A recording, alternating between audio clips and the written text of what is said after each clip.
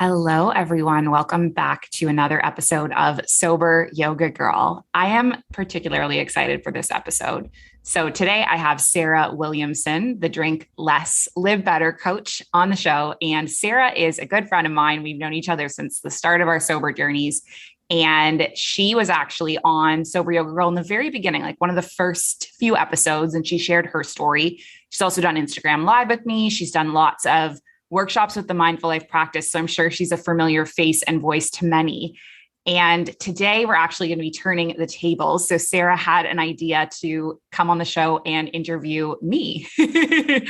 So I'm going to turn it over to Sarah, who's going to be interviewing me about my recent 1,000 days sober. Yay, fabulous. I'm so excited. Thank you so much for agreeing to do this.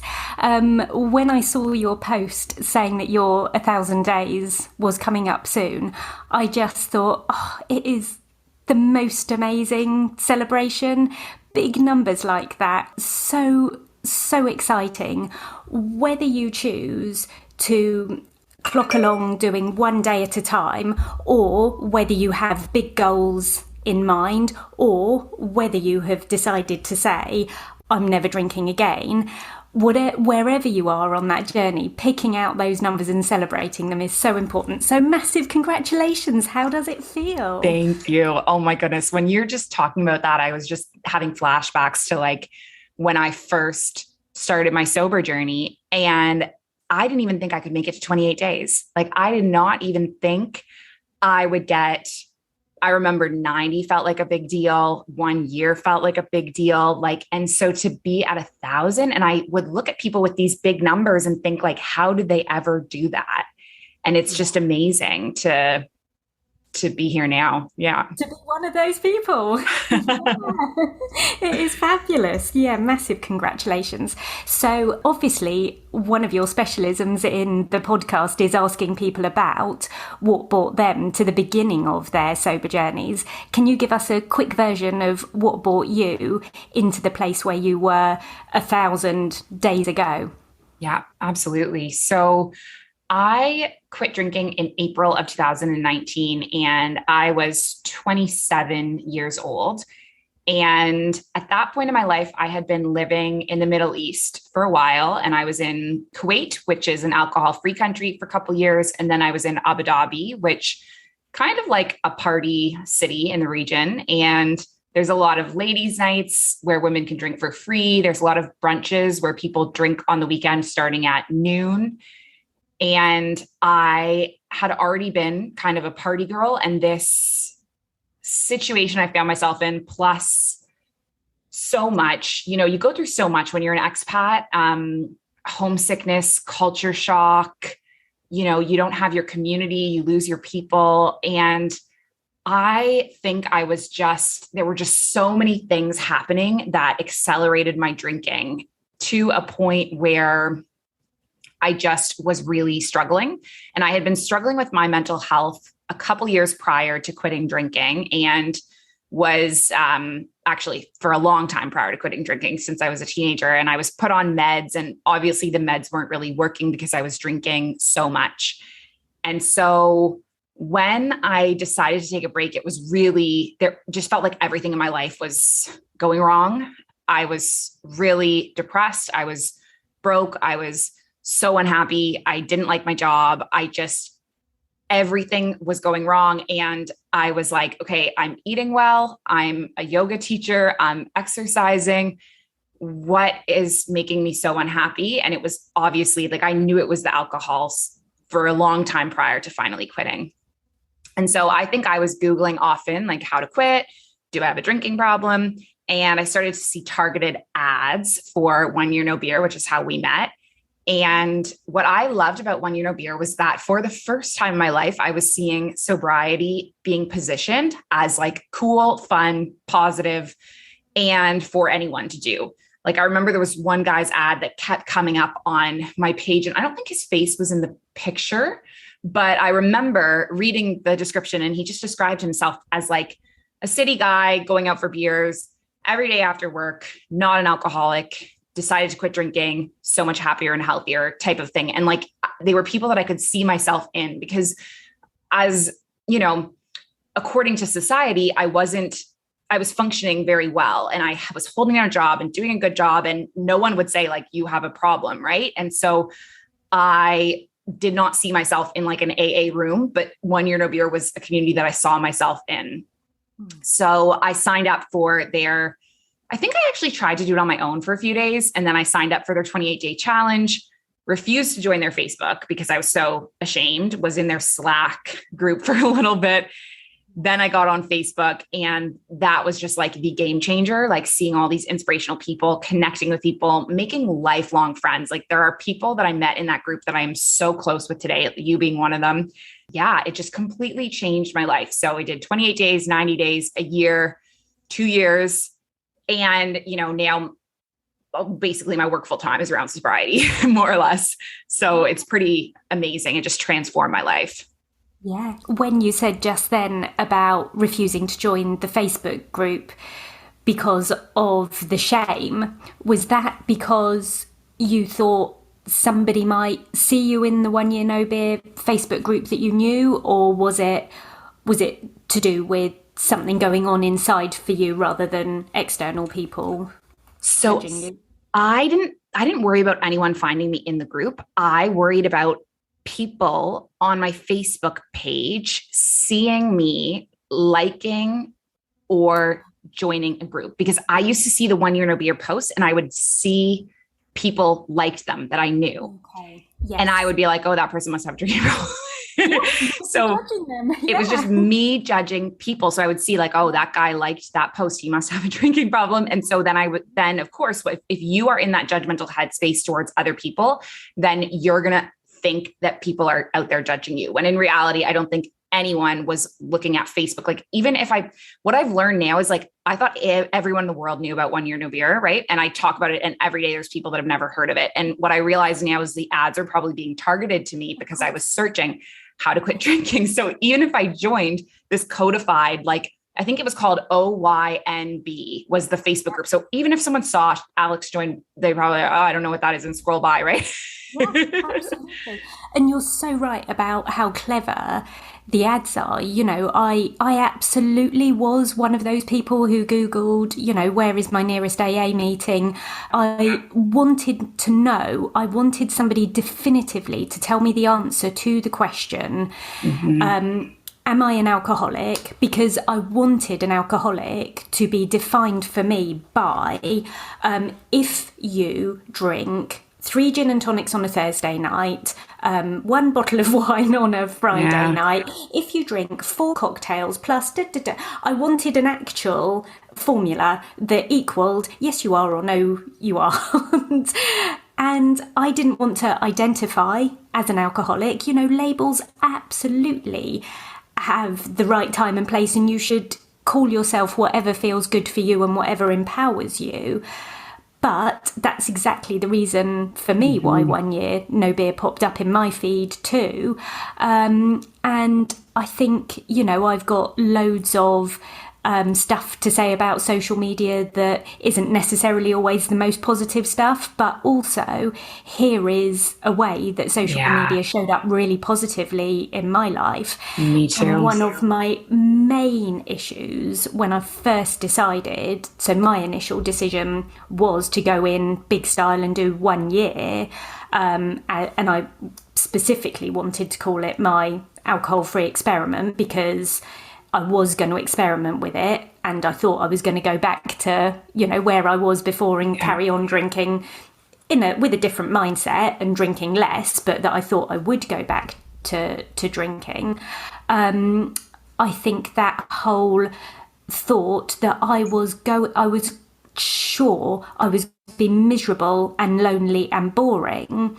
And what came out of that Facebook and that community was that opportunity to see, oh, that doesn't have to be the case. Yeah. Oh, right, okay. And also thinking that, the people that might be alongside me on this journey might be, I don't know, not like me or something. And actually what a joy, to find other people who are in every single way different, and also some people who are really similar. And the thing that we've got in common is just so fabulous. Yeah, it's a positive thing. So I know that you are a day counter like me. My two favourite day counting apps are I Am Sober and Try Dry. But the one, so I used Try Dry before, but the one I use now is I Am Sober. And I like it to mark out my celebratory points. I like having a goal marked, a number with a 00 on the end of it, and one day a 000 maybe. I think it is helpful when you're in those early days and not knowing whether you can string together those 3 days, those 5 days, those 7, building up to a month, being able to actually see it and celebrate it in black and white in front of you is useful. So you started off with the 28-day challenge and then moved on to 90 and then into your year. Are you always working towards a goal, or have you said, I'm never drinking again? What's your way of thinking about it? I mean, I actually don't even day count anymore. I don't have the apps anymore, and I'm never aware of what day I'm on, just because I assumed you did. Okay. Well, you know what it is? My app ran out of storage. And then my phone ran out of storage. So I deleted the app. And then the only reason I actually knew I was 1,000 days. So I really, really counted the days in the early days, and it helped me so much. But I actually only knew I was 1,000 days because my friend Emma, who was my first sober friend ever, she came on my yoga retreat in September, and it was her 1,000 days. And I knew that she was 3 months ahead of me. So I was like, oh, I bet my 1,000 days is going to be around New Year's. And then the coolest thing ever was that, so Emma came on my yoga retreat in Abu Dhabi for her 1,000 days. And then just by the way life worked out, I came to Bali, decided to go back to the UAE, plan a yoga retreat. And then I was like, I think it's on my 1,000 days, which was really, really cool. And she came on that retreat too. And so we got to celebrate both together. So that was actually how I knew my 1,000 days was coming up. I am aware of the years, like I say, I'm almost 3 years or whatever. I don't know the months, but yeah, I think it just kind of settled into normal, but I 100% was a day counter for the first probably 100 days. Yeah, okay. Definitely. And so now have you got in mind to be 5 years sober or never drink again, or are you not even thinking about it? I don't even think about it. I'm just I'm sober. I don't think I would say never. I would like to. I would love to say that I'm never going to drink again, but I'm afraid that I'll say never and then I'll do it. Absolutely cannot bring myself to say never again. And the reason I can't say it is because what a massive lie it's been for me to myself in the past. Mm-hmm. So with every hideous hangover, the following morning, obviously, the first words out of my mouth were always never again. And I said that so many times that my brain knows for sure that is a lie. So don't want to say those words out loud ever again. I suppose ever again, because I said it so many times and it was a lie. But for sure, I don't have any intention of drinking at any point in the future. And I think, to come to the place of saying I am sober or I'm alcohol free or I don't drink or whatever the words are that work for you, that's an empowering, lovely place to be, for sure. So I'm interested to know, before you got to your 1,000 days in recent times, when you've been really steady with your decision, have you ever entertained the thought of going back? It's a big conversation within the circles we work. Have you ever thought about going back to moderating your drinking or having a one-off drink every now and again? Yes. So in my last few months, I had a pretty challenging time. So things were, I had quit my job as a teacher in July and was trying to set up my life in Abu Dhabi, and it just was not going to plan. Nothing was working out for me. The apartment wasn't ready for me to move in. The residence visa didn't come through. So many things were just not going right there. And so I ended up making a big decision to leave Abu Dhabi in October. and come down and try out life in Bali. And then things in Bali were a bit hard because I didn't have a place to live yet. I didn't know anyone. I was like in this little villa in town. And then things with the business were just slow, and they have like very much massively picked up back again in January, which is great. And this is just the ebb and flow of life. Right. And I've worked in the yoga industry long enough to know that this happens every year at the end of the year. Right. And so things were just really, really hard. And I actually wasn't doing any sober work at all at that point. Really, I had pre-recorded a bunch of episodes. I had passed on the sober one-on-one coaching role to someone else in the community. I was doing a lot of business coaching, so less sober work. And we weren't doing any sober curious yoga challenges. Like everything had just kind of fizzled out in the sober world. And I don't think I ever thought like I would like to moderate, because that's nothing I would ever want. But I found myself at a hotel in Bali and I actually drank.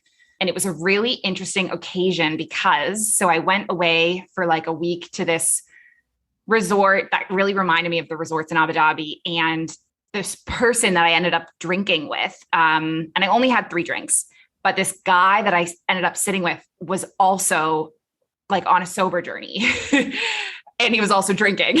And it was really, really interesting to be sitting with him and like having this conversation. And so I ended up having 3 drinks, and I went back to my hotel room, and I don't know if I don't think I was really drunk because I wasn't hungover, but I woke up in the morning and just felt low. And I had gotten 8 hours, like 9 hours of sleep, like my regular sleep. Yeah. I just was tired and I just was low, and I just was like, I couldn't do anything that I had wanted to do that day. And I just felt like, oh my God, not why did I do that? I didn't feel guilty. I wasn't beating myself up. There was no like, why did I do that? I actually think it was really good for me because it then brought me to this point that I'm at here, which like reset me. And I think I had forgotten how all of these amazing things in my life right now, my health, my well-being, my energy, all of these things are from sobriety, right? They weren't always there. And I think having the whole experience was a really good one because it has shifted what I'm doing right now. And I've headfirst back into the sober stuff. I'm running a couple sober challenges. I'm running 2 sober yoga teacher trainings, doing this program on yoga and mental health. So I've gotten really, really submerged in it again. And I don't know if that hadn't happened, would I be pivoting back to what I'm doing now? So yeah. Yeah. And I guess, it's so easy for us to say the words or I say the words regularly, the further away you get from your day one, the more distance that you put between now and your last drink, the more stuff changes for you. And absolutely, I would never lie and say it's all going to be positive. Going sober is not the magic bullet that I'd like to promise people that it is. There's still all of the other stuff in life that carries on. But it just goes to show, doesn't it, that you could be any distance down the road and there will still be those points at which we need to learn something new. We need to do a little experiment. We need to check in with ourselves. What's going on? Are we on the right path? Are we set out and doing exactly what we want to be doing? It's good. It's all learning, isn't it? It's all learning. So you said leading up to the 1,000 days, the 3 months before were the hardest. And obviously you've outlined some of the stuff that was going on for you in that period. What were you doing or what weren't you doing that was diving into your sober toolbox? What were the things that on reflection, looking back, you could have perhaps helped yourself with a bit more? So I think I've realized a lot so I was in this villa that I was just kind of temporary living in that I didn't like that much. And I was sort of looking for a new place to stay. I ended up finding this yoga retreat center, which I moved into, which I was going to live in. And now I've actually made a decision to just work with them and live offsite because I think it would be better for me. Right now, it's kind of operating as a co-living space. And so there's a lot of people around and there's people that are drinking. And I think it'd be better for me to have my own little space. And I also, the yoga retreat center doesn't have bathtubs and I need to have a bath every night. Oh, yeah. So I have made a decision to find my own place. But one of the elements of that actually, and as I'm sitting talking to you, I have this digital vision board on my desktop, which I made last night in a workshop with one of our teachers. So in the past few years building the business, because I was working my job and doing my business, I just didn't have time to cook. And so I was actually on a meal plan in Abu Dhabi, which was wonderful. So they would deliver me like delicious vegetarian meals and I was eating really well. And I'm just so in the habit of not cooking.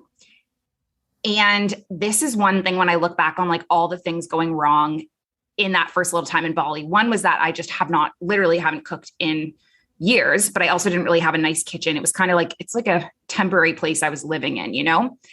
And so last night when I was making this vision board, I went all the way back to my early days in sobriety. And back then, before I started the business, I was really into cooking. And that was when I became vegan. I would make all these delicious things like vegan shepherd's pie, vegan tacos, vegan lasagna. I would make these smoothie bowls, these like really yummy desserts, like sugar-free peanut butter chocolate things.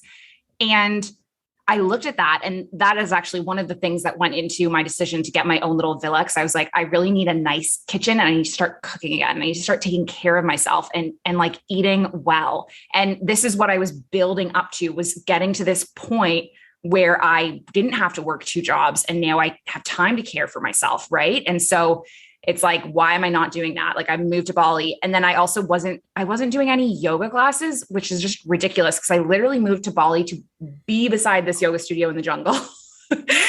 And it goes to show how you take things for granted, you know, like so towards the end, after the alcohol incident happened in Bali, I was like, okay, I really need to shift. And I got really lucky. I moved into the retreat center and they had a vegan chef. And so my nutrition just got reset from that. And I felt way better. And then I started doing my yoga every day. And the one thing is I teach so much yoga that I'm so active in my work that I don't think I need more of that in my life, but I need to be prioritizing like meditation or breath work or chanting or like any kind of healing for me, that's not me facilitating for other people. And so that became towards the end of my time in Bali, I was like, okay, I do this every day. I go to the studio for myself.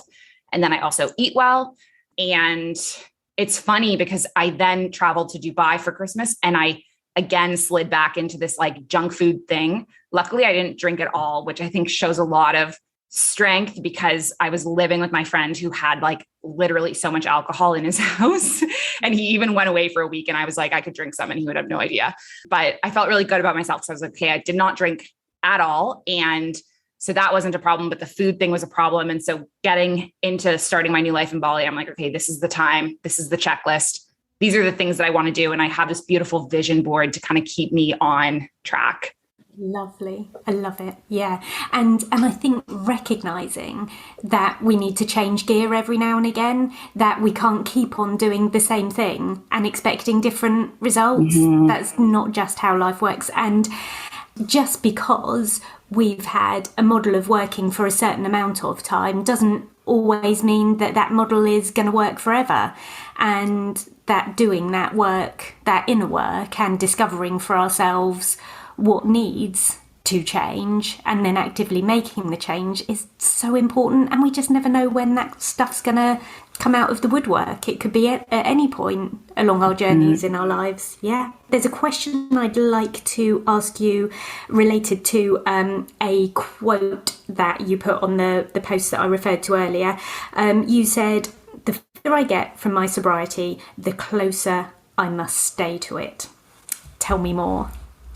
Yes. So that was a big realization I had just around the whole thing. And, you know, at the point that it was going on, I didn't want to share with anyone on social media that I had drinks because I knew that what would come out would be people being like, well, you're not really sober, and there actually was a sober influencer who shared recently on their social media that they were drinking, and people were like asking for refunds for their program. And I don't know if you saw any of that happening on Instagram. Yeah, it was pretty awful. And it made me really put into perspective of like, okay, we are like all on this healing journey, and we're all it's not a competition. I'm not better than anyone because I'm 1,000 days. I'm not, no one's worse because they're at 1 day. And you really see this. People come into sober spaces and say, oh, I'm just 1 day. I'm just 10 days. And it's like, no, there's no just. Like, we're all sober. And this is just the point when you started your journey and whatnot. And so I feel like there's a lot of judgment around like, okay, you're back at day 0 if you had a drink, but what is going to give me momentum going forward? Because there's so many people who are like, oh man, I'm at a low day count. I'm just going to drink again. And then they're just in this cycle of back to where they started. Right. And I know for me, what is going to keep me moving forward is being on day 930 or whatever day, it's not going to be, okay, I'm at day 0 and I'm starting again. And I also feel that my whole journey started 1,000 days ago, and so the blips along the way don't define it. And so this was something that I was like, I don't feel ready to share about. It's been like a couple months now. Was it 2 months? It was definitely in November. And in my reflection, this is what I was kind of alluding to in that Facebook post without sharing. I had a drink. But the further I get from that sober date, the closer I have to stay to all of it. Right. And so actually this month now, so I'm leading the two 30-day challenges and then 2 sober curious yoga teacher trainings. And all of them in week 1 do list your reasons why. So I've now hosted 4 sessions where we've listed our reasons why we're sober.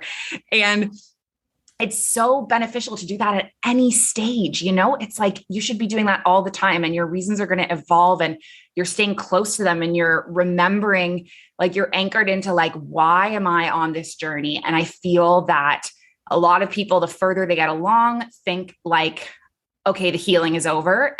I won't say I thought the healing was over, but I definitely didn't think that I had to be prioritizing this part of my life so much. And I see now that I do, because I want to stay on this journey and I want to stay moving forward. So the further along I get, my intention is to just keep, like, I'm going to do a 30-day challenge every single month. Even if one person signs up, I'm going to be facilitating it with them, because that is going to help me stay sober.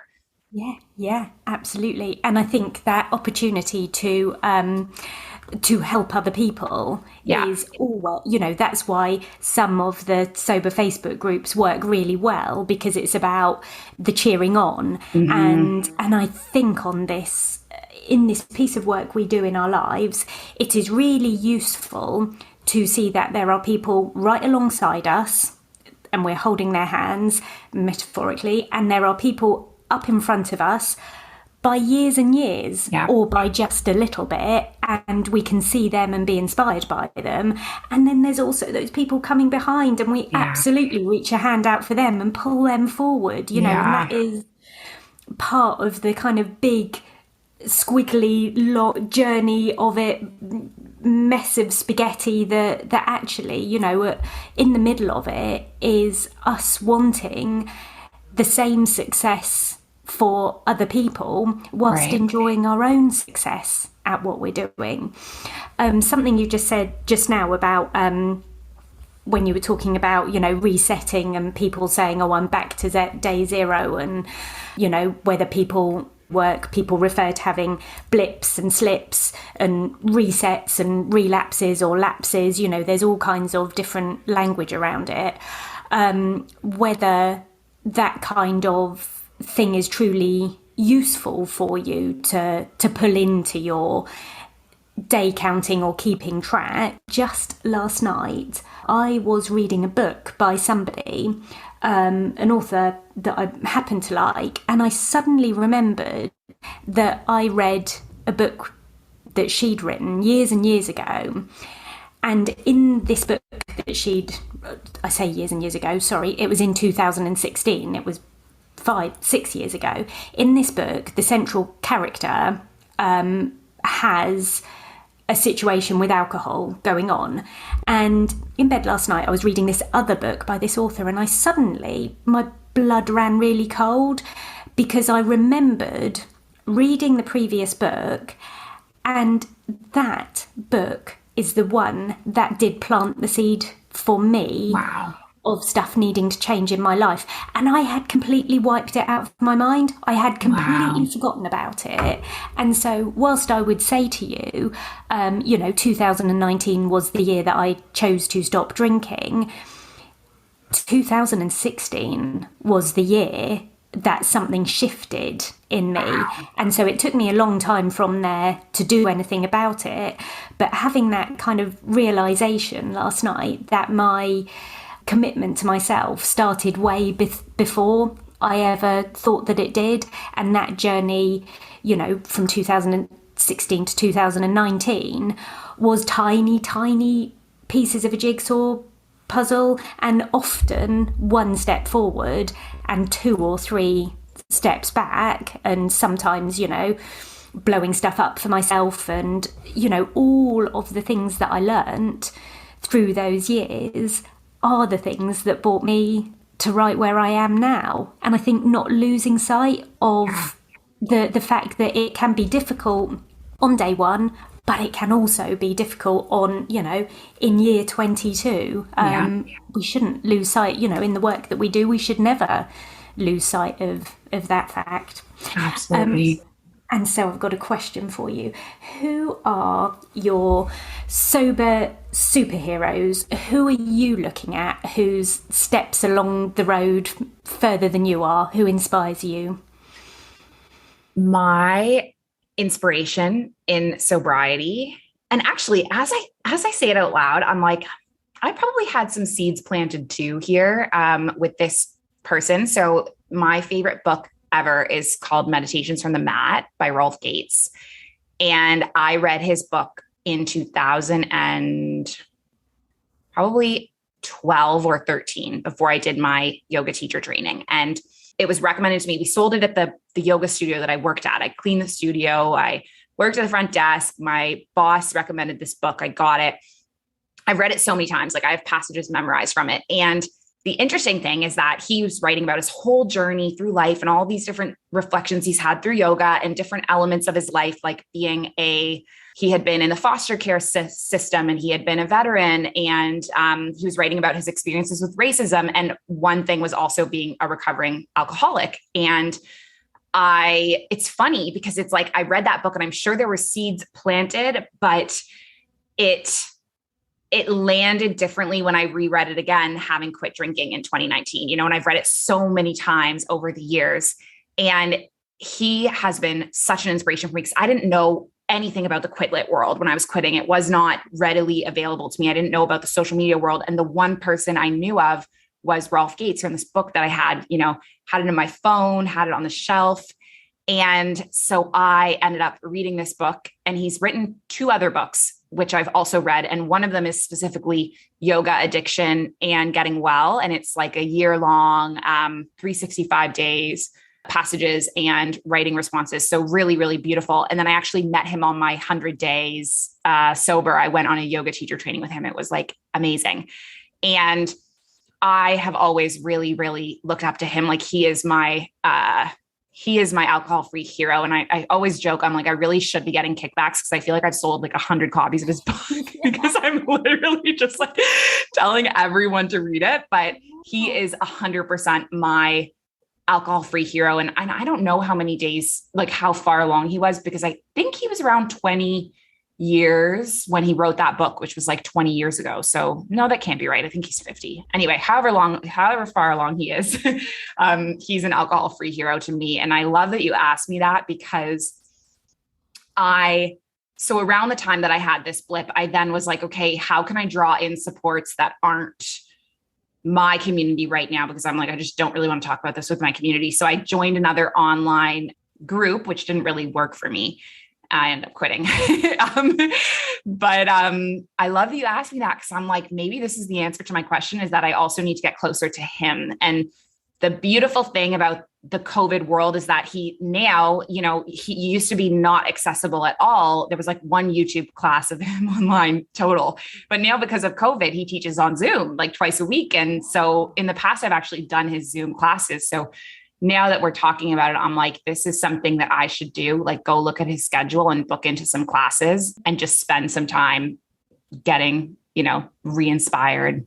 Oh, that's so amazing, because that has brought in complete perfect circle. My last question to you was going to be this. My last question was going to be, have you got a sober coach? Would you advocate other people having a sober coach? And if you were, where would you be going to look for your inspiration? So what do you reckon? It's a great question. I don't have a sober coach. I have a business coach, and I love her because I've been meeting with her like every week for since I started the business. So coming up on 2 years, and she is the age of my parents. So she's kind of like a mother type of thing. She's great. But we did not really go into we talked about the drinks, but we did not really go that into it. I don't have a sober coach. Maybe I should have a sober coach. I love coaching. I'm an advocate for all kinds of coaching, and I've explored so many different kinds. Actually, you know what? I do have an answer to that. I don't have a sober coach, but I have my mentor who is my psychic, Dan. And I'm sure, have I told you about him?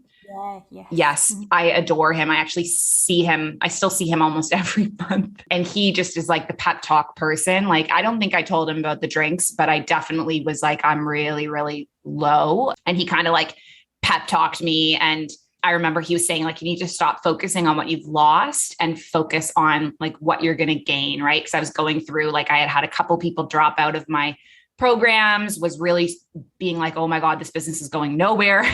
And he's like, Alex, you need to just get over it. You're going to make the money back. And he was right. I made it back and more, but I was so swept up in like, what have I lost? And so he is not really a coach, but just my person I go to for the, he kind of, it's like a tough love person, just kind of like shakes me into action and pep talks me and sends me on my way.